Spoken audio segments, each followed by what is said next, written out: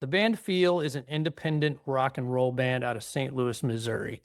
They are currently out on tour in support of their latest release called Into the Sun. Their trek across the United States will take them to festivals like Bourbon and Beyond Fest, and they will play with the bands like the Black Crowes and ZZ Top this summer. My guest today is their chief songwriter and guitar player, Tyler Armstrong, and we go through the band's short but rising career. You guys can check out all things the band Feel at thebandfeel.com, and you can also catch them on Instagram, Facebook, and TikTok. So we'll just get right into it. Here's my interview with Tyler Armstrong from the band Feel. I'm right outside St. Louis, Missouri. Oh, okay, cool. Yeah, I'm in Yeah, Ohio. yeah, Oh, we have a couple days off. cool. Oh, you're back home? Yep, yep, Okay. for a couple days, and we go out, I guess, this week, and then Okay. we're back for a couple weeks, and then out, and then back, and then out, and then back, and Nice and busy. yeah, man, there's definitely a lot going on, a lot to look forward to, and just perpetually busy, but all good stuff. Yeah, it sounds like you guys are really starting to take off. You're coming to Cleveland on the 31st. I'll try and make that show for sure. Sick. Should be pretty cool. So Yeah, let's man. take it back a little bit, man. I'm a fairly new fan. I definitely heard of you guys over the last several years. I think it's just so much to listen to. I get obsessed with music, and I don't know if you're like that, but I'll find a band and just listen to the shit out of them forever. Sure. Just Yeah. I don't like doing that kind of stuff, but it's just how I am. I'm very curated music collection. I'm just trying to find cool people to talk to, and I listened to the last Into the Sun and the last EP, and they're pretty killer songs, man. You guys have songs for days. Let's go back and talk about the beginnings a little bit. The reason why is because I think in this digital world that we're living in, a lot of times like the lore of bands get lost because everybody's putting things out on streaming. There's definitely the vinyl resurgence and stuff, but unless you're into that, you miss the liner notes and the story of the band. So I always ask what your origin story is, and then we kind of get into it from there. So just take me back, like what made you fall in love in music? Well, me personally, man, I mean, the very beginning, it was always kind of hitting on pots and pans, that cliche story. My parents got me a drum kit when I was real little, and guitar didn't come for quite a while after that, but it was just something always going on. The radio always playing. I grew up in church pretty heavily, so a lot of contemporary Christian music going on. My dad was, both my parents were children in the 70s, but born in the 60s, so a lot of AM and FM influence from them, specifically my dad. And there's just something always going on. I was more of a baseball kid growing up. I played baseball for 14 years of my life, and music started to take over in high school real heavily. And that's the origin with it. Nothing like spectacular. I didn't have the one moment thing. It was just always there, but didn't become the primary focus until some years later. Sure. When Yeah. did you really click into guitar? Well, I started playing. There was a couple instances that really made me want to play guitar. There was this one church event that some bands came that were like national touring bands, and I was like, "Wow, that's cool." But I didn't play guitar for quite a while after that yet. And then, honestly, a couple CDs I found that my mom had, oddly enough, because she's not really the music person, but she did have them, and I was like, "Oh, this I kind of like this like rock music thing. That's cool." And they had a cover. One of the CDs had a cover of "Carry On Wayward Son," and I had remembered my dad playing that when I was really young. So just like the nostalgia clicked in, even when I was like 12 or whatever. And then honestly, dude, I think Wayne's World, really seeing that and the Bohemian Rhapsody scene, I was like, wow, that's pretty cool. I don't know what it was, and I probably just asked my dad or something. But I'm kind of a freak where I remember very odd details about things, and specifically dates and numbers and historical things. But when it comes to my origins, I have to really think hard for some Right. reason. It was just like, I say to people like, yeah, I grew up with my sister, but I don't really remember like a whole lot of things we did together, even though we were together 24/7. It's one of those things like by the end of the interview, my brain will have time to have cooked all that, and I could probably write an autobiography about it. But yeah, I think I just think it was simple things, just like really natural things, organic stuff that because my parents weren't musicians or my dad sang some. but not Right. really. My sister was in show choir, but yeah, we weren't really like a music family. It was just something that came so naturally and organically of just a desire to do it. And I was blessed enough that my parents spent a little bit of money for like $100 electric guitar, and that's just how it went. And then I just haven't stopped, for better or for worse. Did you get into bands pretty early? Have Yeah. you been in other bands besides Feel? I'm sure you have. Yeah, I'm the also the odd man out with feel, in the sense that I probably was talking to Kate and the bassist about this like the other month, and I just started really thinking about it because now I'm to the point where, like I said, I'm like a history guy. So I have almost every set list I've ever had in my life, every poster that we've had our name on, anything. I'm like the historian with that stuff. And I just did I'd really have to think about it, but I've probably got about 700 or so gigs under my belt, which is a lot for some people, not many for others, like Bob Weir from the Dead. But As young as you are, that's a ton of shows. well, Yeah. I just would play, and that doesn't really count like sitting in or going to blues nights or anything back home where I used to live. And so yeah, I've definitely been a part of things way before this group, which has been a great benefit to the business side of it, and the just knowing what we want to do, what we don't want to do, and etc. And just kind of becoming who you are as a musician, or realizing that's a big part of it. But yeah, I formed my first actual band when I was, I don't know, like 13, something like that, like right after I started playing. When I got my first guitar, well, that's not true. I got my first guitar when I was like 4, but I didn't play it. I don't, I think they tried to give me a couple lessons, and I just didn't like it. So I didn't play guitar for a long time. So I really started playing when I was like 12 or 13 or something like that. And right after that, 6 months into it, I joined jazz band in middle school. We weren't really playing jazz per se. It was more like Satin Doll, or, Wild Thing or something like that. Kind of more rock standards, if you want to call it that. Sure. So I did that, and I was in pep band, and I was in doing percussion and stuff like that. So I guess those were like my first bands, but my first cover band, I probably started like a year after starting to play or something like that. And we went for it, man. We were playing like all of 2112 right away, and a bunch of Boston and Led Zeppelin, of course, and stuff like that. And it wasn't like amazing, but I just kind of went for it from the very beginning. I was like, if you're gonna do it, you gotta do it, and just kind Right. of what I was digging. And then over the years, I've been a part of, doing session stuff. So a lot of pop sessions, country sessions, rock sessions, a lot of indie stuff.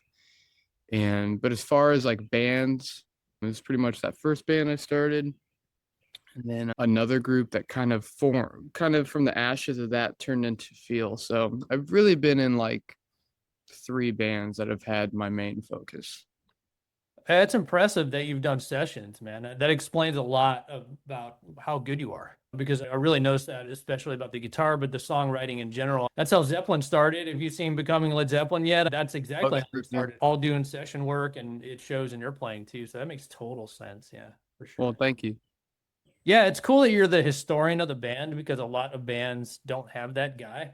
It was recently, I listened to an interview with a couple of the guys from Pearl Jam, and Jeff Ament, the bass player, has all the stuff from the band. And they've been a band for 35 years, but Stone doesn't have anything. So he's like, just go to Jeff.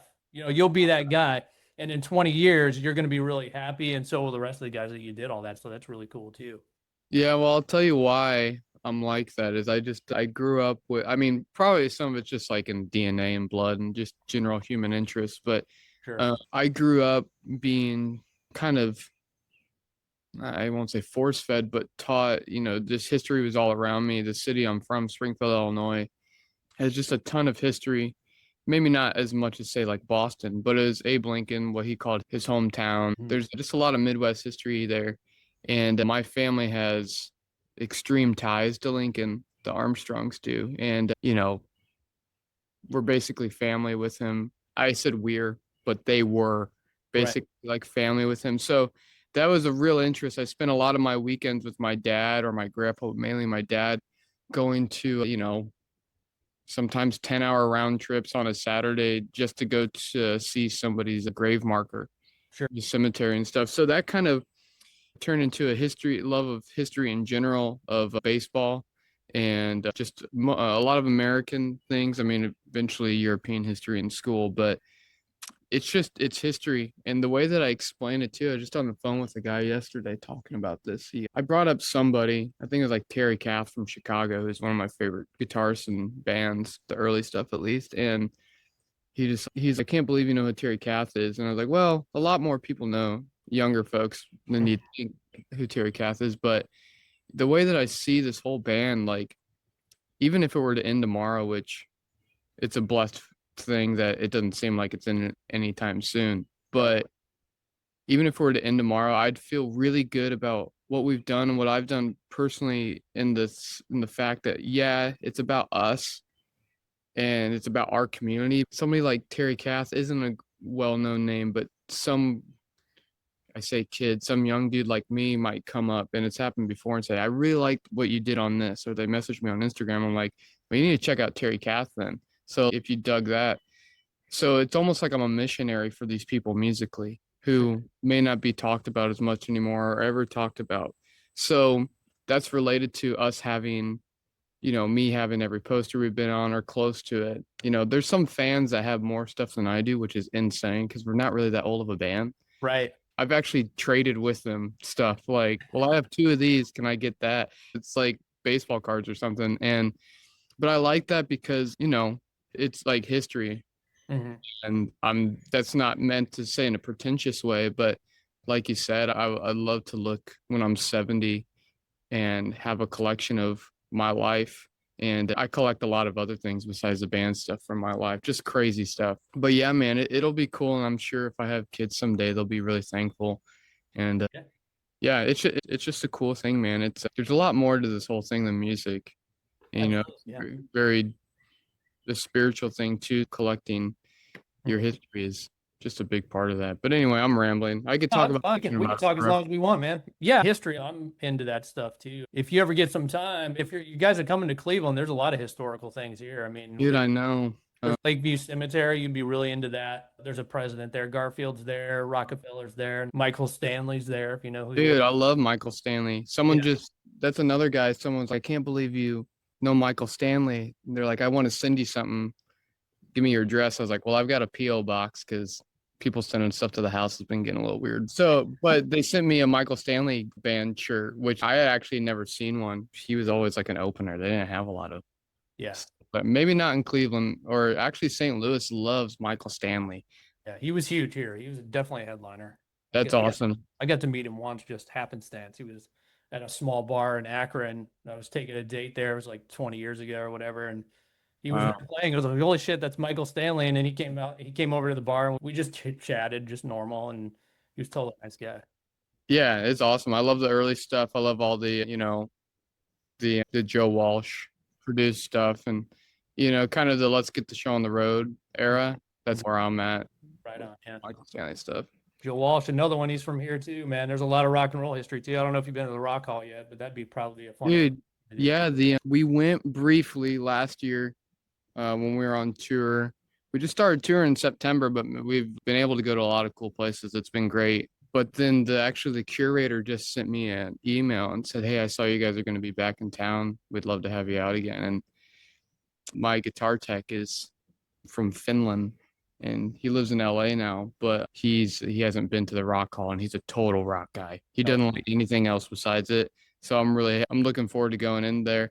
And I know we didn't see it, but they have a Killer Ozzy exhibit because of the inductee thing. Yeah. Yeah, dude, I saw a lot of cool stuff when I was there last time, like Curtis Mayfield's Telecaster. He's one of my favorites. That was amazing. There was so much stuff. Anyway, yeah, Cleveland rocks, dude. And what I like about Cleveland too, did you grow up there?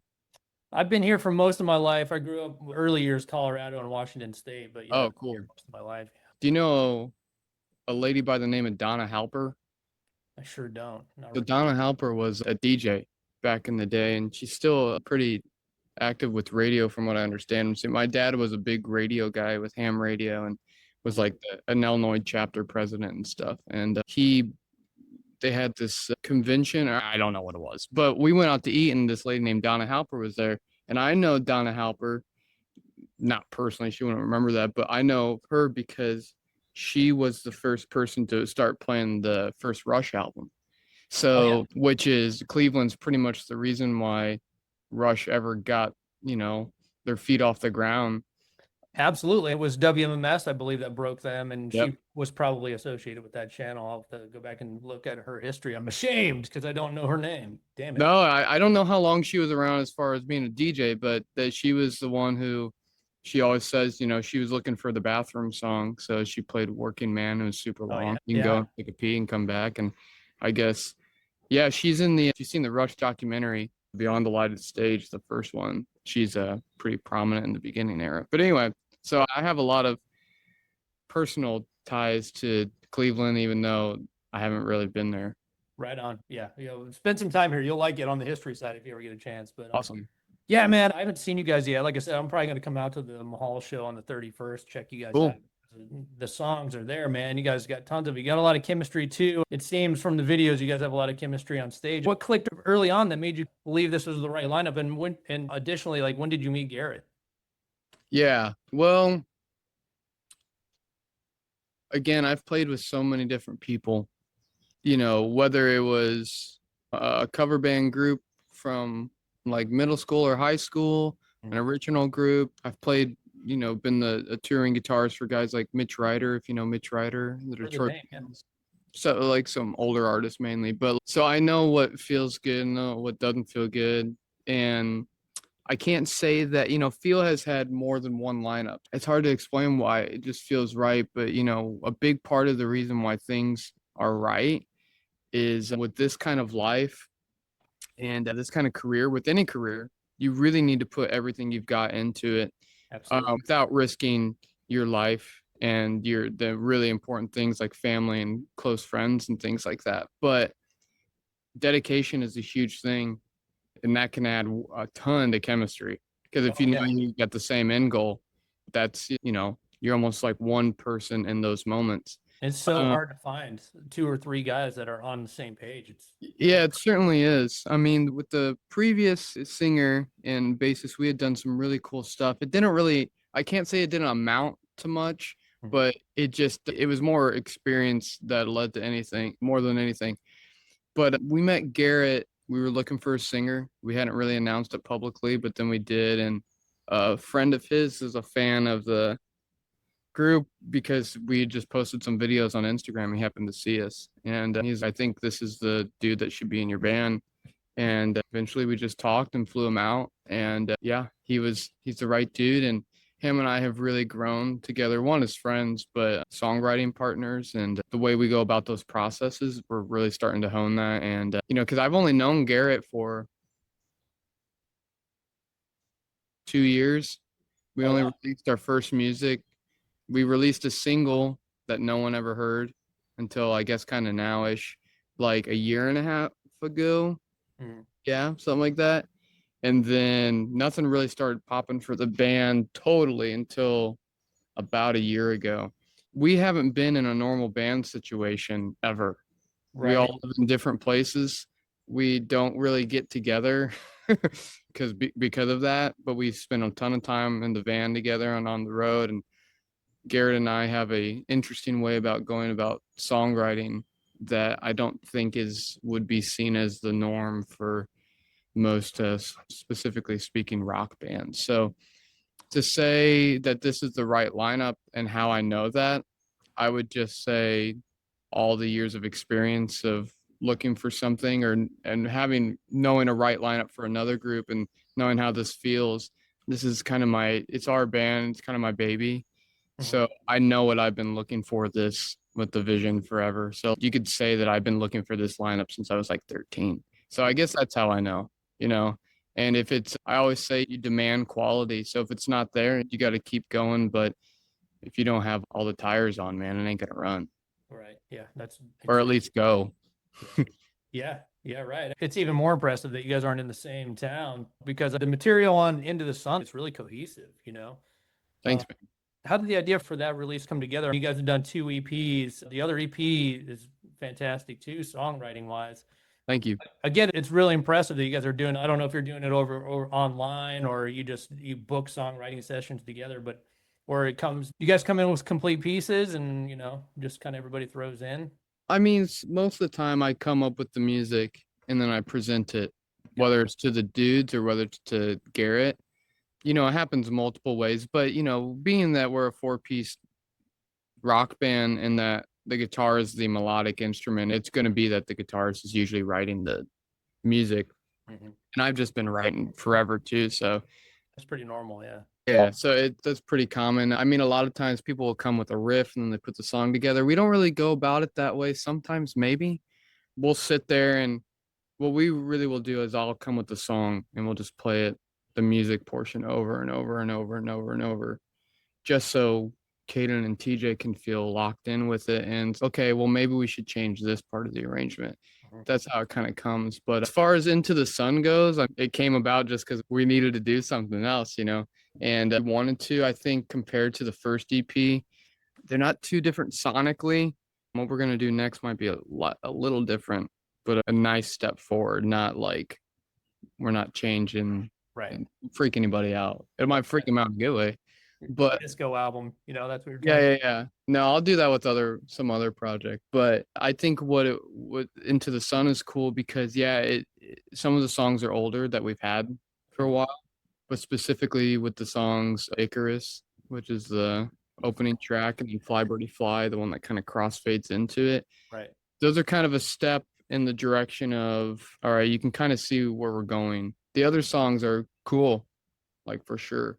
Yeah, I would agree. Fly Birdie Fly was a standout. I was like, right there. Just what you said is what I thought when I heard it. I was like, okay, that's a good transition for them.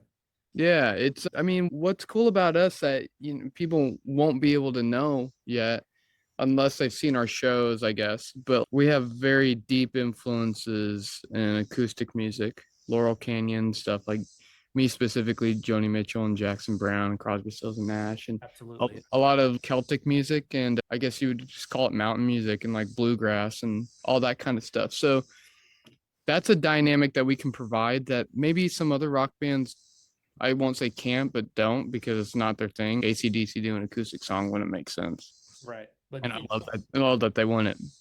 But so we kind of have that dynamic. And we had an acoustic tune on the first EP, Poem 59, an instrumental song for Sam before it, which was cool. I love those. But yeah, Fly Birdie Fly kind of is a little fuller direction. So with the next release, we'll be diving deeper into that. And it's when it comes to EPs and stuff and it being your first releases, you kind of there's two perspectives. One, give it your all, but also just give a taste. So you can give your all while just giving a taste. And I feel like that's what those two EPs really are. that was going into my next question. I just need to touch on all these different influences because I was thinking about that with you guys too, and I was listening when I wanted to think about what I wanted to ask you. But that's awesome to hear that because too many times rock bands get into real formulaic patterns. And I listen to a lot of different things too. You guys share management, I think, with the Black Crowes, right? And they're so eclectic and so Sure. they've done everything. And they've done pretty much a bluegrass album with Before the Frost. I don't know if you've heard it, but to see you guys stretch out like that would be amazing to watch. And I'm just saying that as a new fan, an unconventional guy who loves music in general, that's really great to hear that. Yeah. Well, though I don't know the Black Crowes discography much, I didn't really listen to them a whole lot. I know Shake Your Moneymaker, of course, like those I'll songs. keep, Everybody does. yeah, you got to go past that and all their best stuff, in my opinion. I've been listening to them since Shaker Moneymaker came out, and everything gets better and weirder and still rock and roll, and it's just hills and valleys.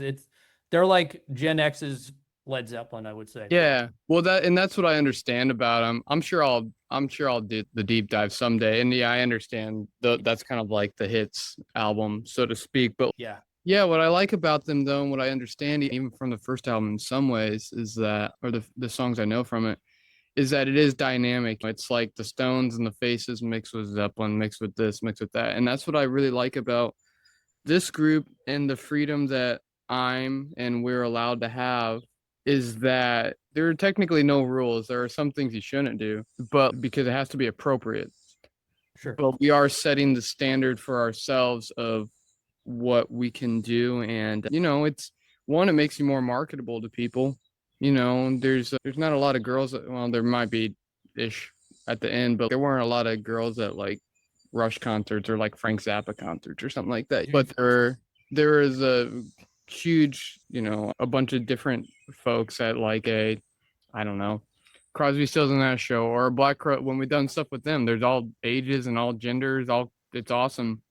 So I mean, it's not done purposely. It's just like we're able to do it, and if it was with other people, it may not work that way. I may not feel like I could write songs like that and do it, but I'm sure that knowing where I'm at and what the dudes are capable of, that will have a very similar trajectory as far as sonically and release wise as a Zeppelin or a band that had a lot of peaks and valleys, like you're saying, a lot of different eras, but it's still them. And I'm really looking forward to it. I'm looking forward to playing a lot of new songs this fall for the tour, and I was going to ask it. I'm excited about it. Yeah, the EP format, like you kind of touched on it. Like the EP format it's cool to get a couple releases out, but I feel like this is just my opinion. I just feel like you guys should go full length on the next one, man. Especially with all these influences we keep talking about. It's like a longer playing record will give you more room to experiment a little bit more. Sure. There's a lot of different ways to look at it. I mean, we're completely independent. There hasn't been a dime put towards the span. Okay, cool. That's great. So yeah, it's cool. It's not something we flaunt, but it is very cool to know this has all been organic, word of mouth or word of typing, as I say. Yeah. But yes, yeah, it'll happen. Yeah, it'll happen. Yeah. When you go back and listen to Into the Sun, what's the one moment on there where all four of you are like, yeah, bingo, we hit it there. We mentioned Fly Birdie Fly, which was one of my favorites. Yeah, it's tough to say. A few of those songs have been being played in one way or another for a while. So, we like them and we love them, but it was almost like we're just going to put these out so we can do it and move on from them, at least in the recording area of the band. But, it's a tough one to say. Fly Birdie Fly is a song that's been around for a long time, not for the band, but for me. I wrote that song 4.5 years ago. So it was April of 2021. It's a song that it's very personal, but so that was cool. Icarus is a newer song, and it's more of what I feel like we are. Like that's a timestamp of what we were in that moment and what we kind of are still right now. I would honestly say when I was working with Paul and Zach, the engineer at Smokestack, and I said at the end, I want really Icarus to, in a way, crossfade into Fly Birdie Fly. And when I laid down this one guitar part that sounded awesome, not because I did it, but it just sounded awesome. And I was like, okay, this is really going what I thought it would in my head. And I said, man, I know it sounds nuts because it's not really the conventional way of like how you would use a mini Moog, but I said it would be great if we had like a synth drone going from the end of Icarus into the beginning of Fly Birdie Fly. So if you listen to the song at the end, you'll hear that. You'll hear a mini Moog, an old Moog synthesizer, just one note that kind of goes over it, and we're messing with the filters and everything, so it sounds a little psychedelic and more like a Moog would. And how that goes right to the end of it all with nobody in the band except the synth and that guitar part that I'm playing. It's kind of like this euphoric kind of if Lord of the Rings was more of a modern story, that's like the guitar part you'd think you would hear going into Mordor or something like that. Okay, yeah, good analogy. Yeah, so that, and then right when it stops and the downbeat on Fly Birdie Fly, I think that's the coolest part. I think that's when I was like, all right, this is not just music, this is like an artistic statement where this is going a little bit deeper than, okay, we have two songs. This is one whole statement. Right. So to me, I think that's probably what the dudes would agree with too. Maybe not, but that's where I am with it. Okay, that makes total sense. Great explanation there. I'm gonna have to go back and listen to that transition again. Sounds cool. Yeah, it's cool. That's a good thing. I mean, why I press, with any album, but you know, I was at my friend's parents' house the other day, well, other month probably at this point, and they like have a pool and stuff. And we went fishing, and they were playing the band, and it was kind of funny. But they're like actually fans. It's kind of funny, and but it was like on shuffle, and the songs running into each other.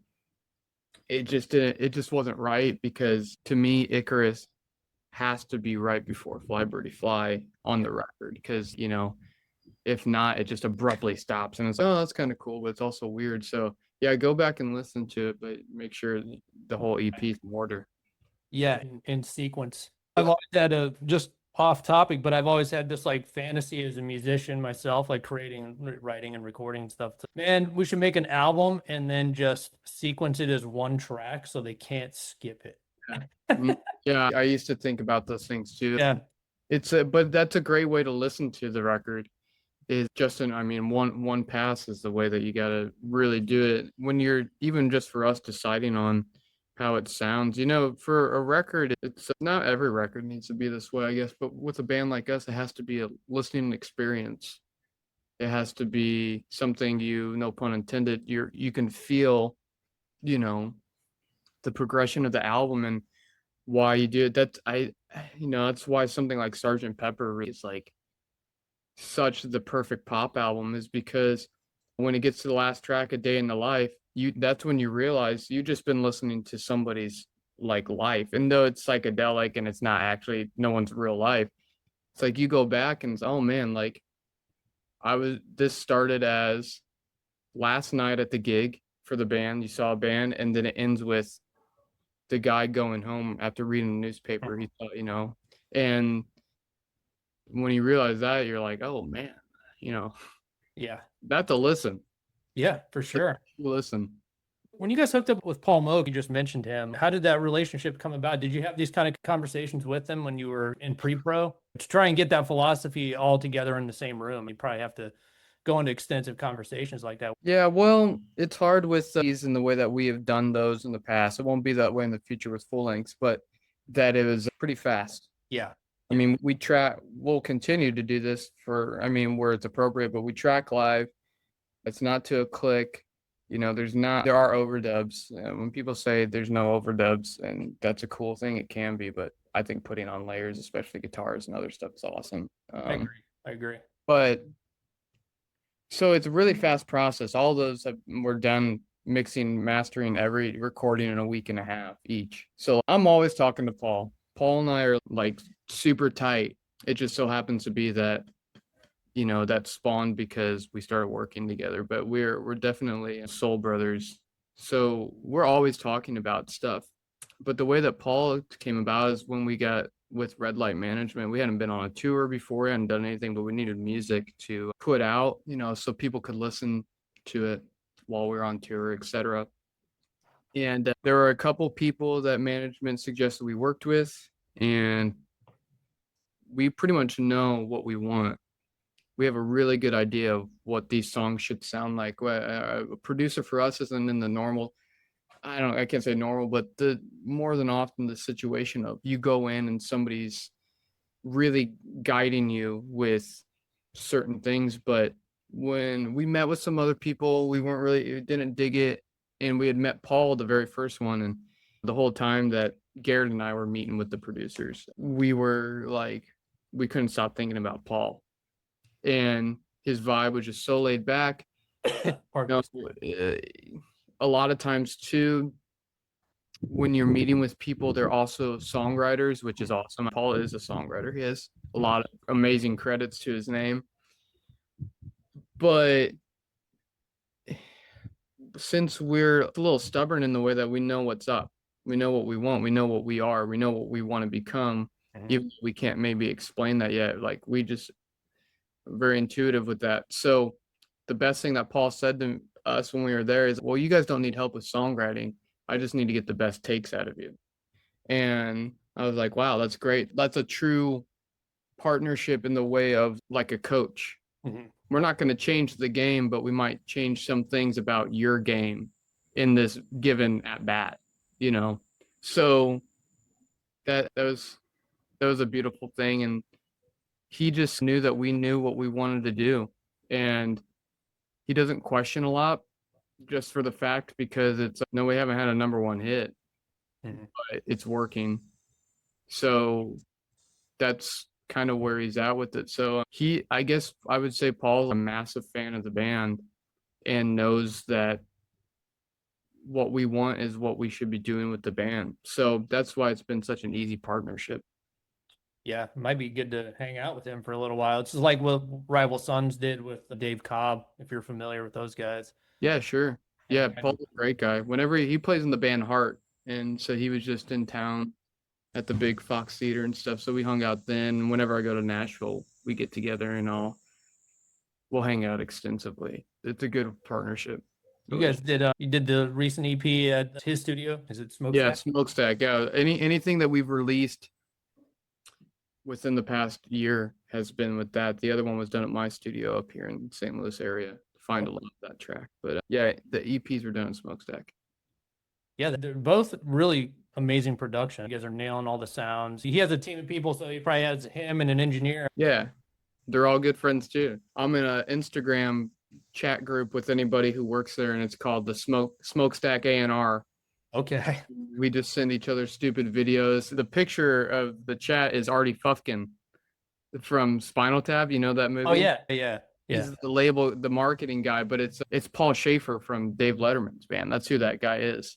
Right So on. it's just a funny thing. So yeah, we're all real tight and real close. And even one of the guys who doesn't work at Smokestack anymore, he's still in that group, and we talk all the time.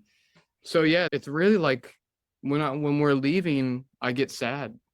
We all get sad. It's we're not bawling our eyes out, but it's what we call the Midwest goodbye. It's like, all right, gotta go. And then 45 minutes later, it's okay, yeah, I gotta go for real.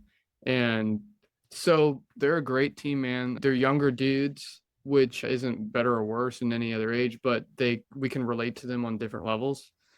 And they're very open to experimenting, which we are, and we're looking forward to doing that when we have a longer recording time with longer albums and things like that. Just naturally take a little more time. But yeah, they're awesome, and they really understand their studio and their gear. But like I said, they're not afraid to go away from what they might normally do just to try it. We're very interactive with the mixing process and the recording process. Like I Paul has an insane guitar collection, an insane amp collection. I also have a ton of stuff, primarily in the vintage world. So I've spent so much time with all of these amps and guitars with my stuff that I know exactly what it's going to sound like. I know exactly what I can hear it in my head. Like I'm going to use this for this and this and this. And I haven't spent as much time with Paul's stuff, but just knowing how these kind of instruments work and these amps, I just naturally can. I've learned how to just to know what to apply. And same with TJ on drums. He understands his instrument so well. So that's been a great thing too, is that, yeah, we nail the sounds, but unless I ask Paul, what do you think I should do on this? Which is a rare thing, not because I don't need help, just because I know what this needs, right? So he doesn't question anything. Mhm. There's been very few times he says, yeah, we need to switch out the kick drum on this, or we need to try a different mic. It's, dude, I don't know how to explain. I wish I could say more to your question, except that it's just extremely laid back.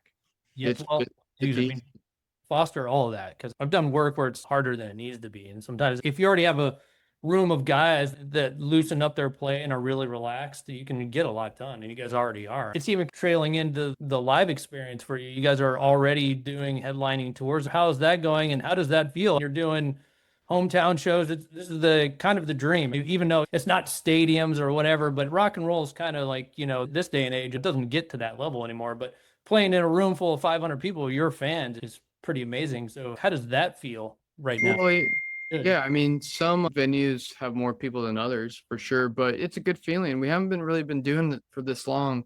So it's a blessed situation to be able to go out and people want to buy a, 20, 25, 30, whatever the ticket might be that night to see us and, in an opener. So it's very cool, man. We're not opposed to opening. We love that too. especially Right. on bigger scales with the Black Crow stuff we've done or ZZ Top stuff that we got coming up or we've done before. You know, there are many bands playing huge places, but and granted, I don't know a ton of I've listened to their stuff, but I don't know a ton about their discography and either, but there is a little band called Greta Van Fleet that's playing to 8 to Yeah. 12,000 people a night, and they're a bona fide rock band. Yeah. Yeah. Whether people say whatever they want, but like they're drawing that ticket, there are things like that. Or Oh, my buddy Sam plays with a guy from England called Youngblood,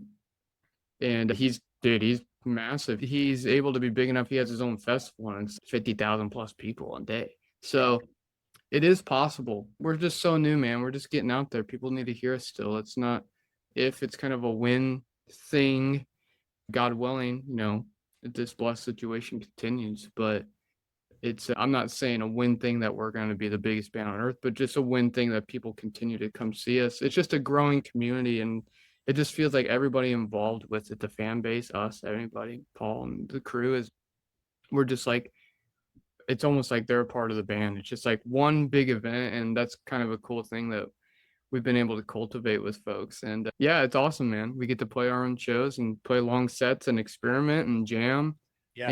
and stretch out. You, It's cool. you guys jam live? Yeah, I mean, we all enjoy jam. Each of us might enjoy, well, I enjoy all of jam, but some of the dudes may not be huge deadheads by any means. I'm a dead guy, but yeah, we do our own version of jam.